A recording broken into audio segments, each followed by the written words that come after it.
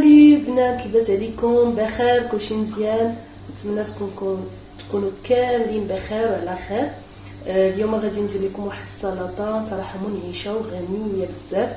سلطه غيش فيها كل حاجه زوينه ومفيده للجسم ديالي. بالنسبه لي انا اللي هو غداء متكامل، فيه خضار، فيه فواكه، فيه قطنيات، فيه كلشي.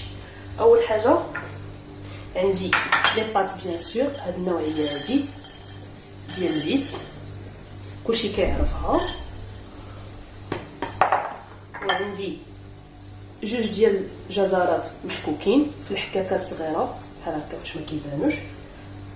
هكا كندخلوا فيها الخضار وكنديروها حتى الوليدات ديالنا ما كيعرفوش باللي راه مدخلين حنا الخضار وما عارفينش هما، وكيشوفوا الالوان كتعجبهم. عندي مايس كلشي كيعرف، كاين المعلب وكاين الاخر اللي بالنسبه لي انا كنديرو في الكونجيلاتور حتى كنبغيه وكنجبدو. كنشد المايس كنفركو مزيان ملي كتكون الوقيته ديالو، كنديرو في الكونجيلاتور ملي كنبغيه كنجبدو. عندي خياره مقطعه مربعات صغار بحال هكا.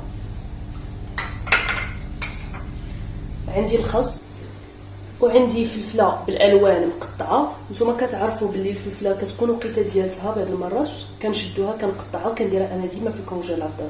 من بعد غادي نوريكم اشنو هما الحوايج اللي كنحتفظ بهم في الكونجيلاتور واللي كيسهلوا عليا الطريقه ديالتي في الخدمه في الدار.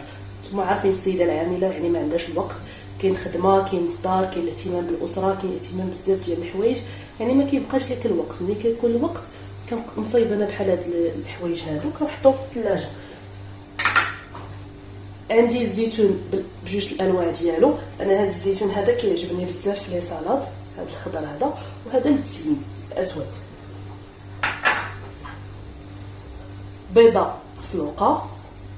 عندي جوج صدوره ديال الدجاج غادي ندير لهم التتبيله ديالهم وغادي نوريكم كيفاش غنستعملوهم. وعندي تفاحه. وبيان سور نسيت ما قلت لكم عندي الطون. انا كنستعمل هاد ايزابيل كيعجبني بزاف. ملي كنبغي ندير ريجيم غادي نوريكم واحد النوعيه اخرى اللي كنستعملو، ولكن في الايامات العاديه ايزابيل هو اللي كيعجبني بزاف. وبيان سور الصلصه راه غادي نقول لكم عندي فيها ملحه، الابزار، مايونيز، لا موطارد، شويه ديال الخل هذا ديال لي سالاد، هذا ديال بالنكهه ديال الحامض، وعندي زيت الزيتون والزيت النباتيه. الوغ على بركه الله غادي نبداو ان شاء الله في الفيديو. كندير البيضه تسلق وغادي ندير انا ديجا دايره الماء في الكاسرون، دايره مع شويه الزيت باش ما كيتعجنوش ليا، والملحه ما كنديروهاش حتى كيبدا يتبخ لينا مزيان داك الماء، حيت هي ما كتخليش ليا لا الروز ولا لي بات ولا ما كتخليهمش يطيبوا بسرعه. الوغ ما كنديرها حتى الاخر. غادي ندير لي بات ديالي يطيبوا ونرجعوا ان شاء الله. في الوقيته اللي درت فيها لي بات غادي ناخذ الميكسور ديالي وغادي نصايب السلطه.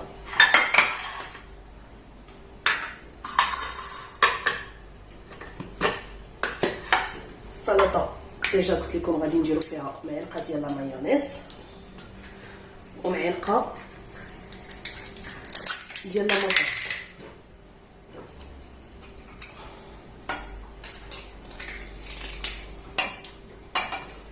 هي بحال السلطه اللي كنديرو في الياس. هاد السلطه صراحه منعشه بزاف، كنديروها بزاف ديال كنستعملها في بزاف ديال الحاجات من غير هاد لا سالاد هادي. كنقدر ندير بها حتى لي برجر ديالي، كناخذها مثلا في سالاد ديال الخوص ومطيشه وداكشي اللي ما فيهاش معجنات حتى هي كنستعملها. كي قلت لكم درت معلقه ديال لا موطارد، معلقه ديال لا مايونيز،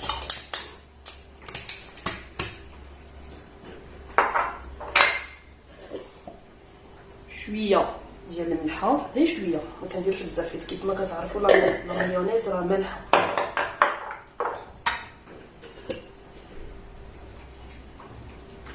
شويه الراس ديال صبعي ديال الابزار وزيت الزيتون.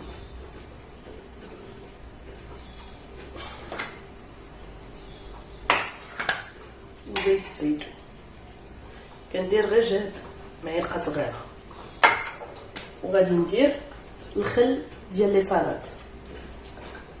اللي ما عندهاش الخل تقدر تعوضو بالحامض، واحد نص حامضه طحنوها معاهم. غادي نطحن الكل وغادي نرجع لكم ان شاء الله.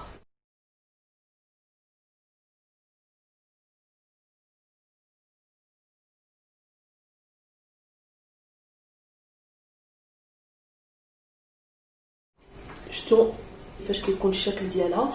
انا غادي غندخلها للثلاجه باش تبرد، باش بما وجدوا لي لي بريباراسيون اخرين ان شاء الله. غادي نصايب الدجاج ديالي والفلفله ديالي. انا ما كتعجبنيش فلفله خضراء، ضروري خاصني ندوزها، لا البصله ولا الفلفله خضراء ولا حتى حاجه ما كتعجبنيش يعني خضراء، ضروري خاصني ندوزها في المقله مع شويه الزيت او شويه الزبده. في المقيله ديالي كندير الفلفله ديالي اللي عندي الالوان. انا باش نبقى في داك الاطار ديال انني كلشي صحي ما بغيتش ندير الزبده، غادي كنستعمل غير زيت العود. غادي ندير 2 معالق صغيره، وغندير شويه ديال الابزار، شويه ديال المليحه. ما كنكثرش الملحه لحقاش كاع كلشي دايره الملحه، يعني غندير غير شويه شويه شويه غير باش تنسم، غير جات هكا جات الراس ديال الصباع. غنديرها فوق النار 5 دقائق، غير ملي كتبان ليا الفلفله يعني كتهبط مع داك الثلج اللي فيها، كيبان ليا كتهبط شويه، وغادي نحيدها ان شاء الله. رجعت لكم الحبيبات ديالي. كيف ما كتشوفوا الفلفله ديالتي ها هي وجدات.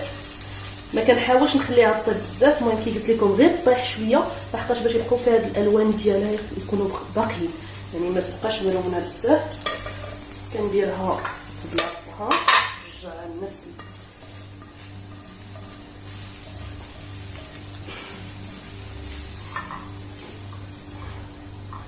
وكنخليها تبرد. في نفس المقله ديالي، في نفس المقلاه ديالي كندير الدجاج. كندير الدجاج بالنسبه اللي عندها دانون مسوس، دير معلقه دانون مسوس مع شويه زيت العود، شويه الملحه، شويه الابزار. انا ما غاديش ندير دانون مسوس، غنخدم بنفس الصلصه اللي خدمت قبيله. غندير معلقه من هذيك الصلصه باش تكون عندي نفس النكهه اللي غتكون عندي في لي بات. وغادي نردو على النار حتى هو حتى يطيب ليا مزيان.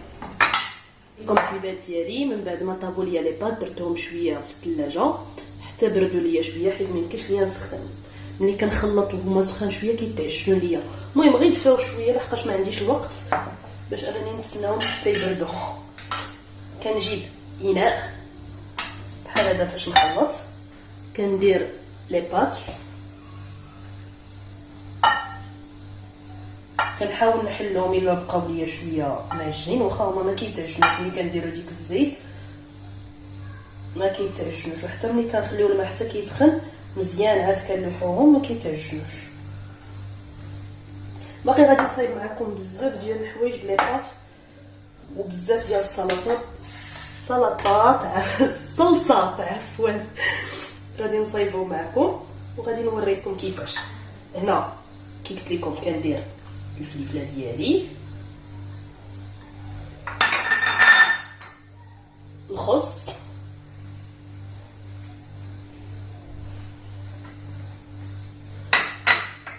الخيار.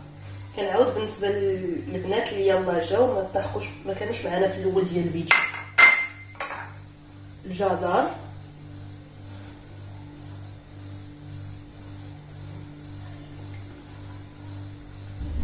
نحاولوا هادو ما نديروهم حتى وكان يطيبوا ليا لي بات ونخشوهم في الثلاجه، لحقاش كاع هاد العناصر كيطلقوا الماء راكم عارفين. مايس،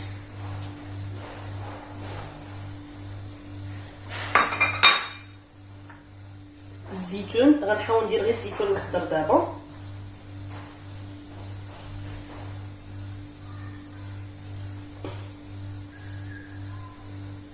قلت لكم الاخر كنديروا التزيير في الاخر حتى كنخلط. طون صفيتو وغادي نديرو، كنصفيو من هذيك الزيت، هذيك الزيت ماشي صحيه، كاين اللي كتعجبو، انا بالنسبه ليا كضرني في المعده ما كنقدرش عليها اللي ما كنصفي من الزيت. انا جو بريفير هاد لي صالات كنديرهم ديما بزيت الزيتون.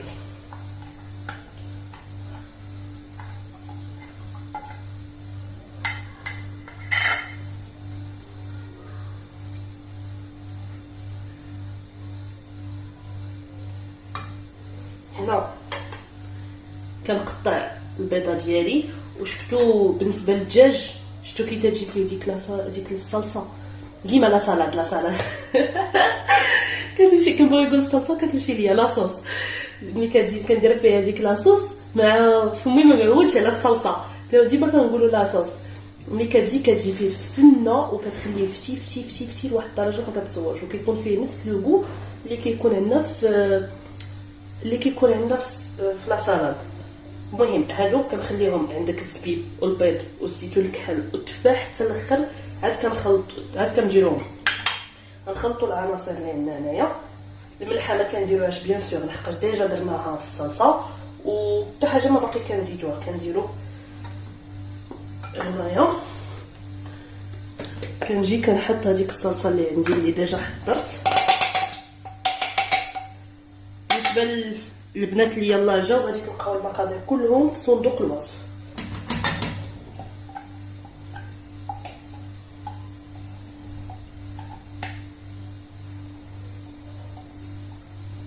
كتجي فيها هذيك النكهه ديال لا موطارد زوينه بزاف.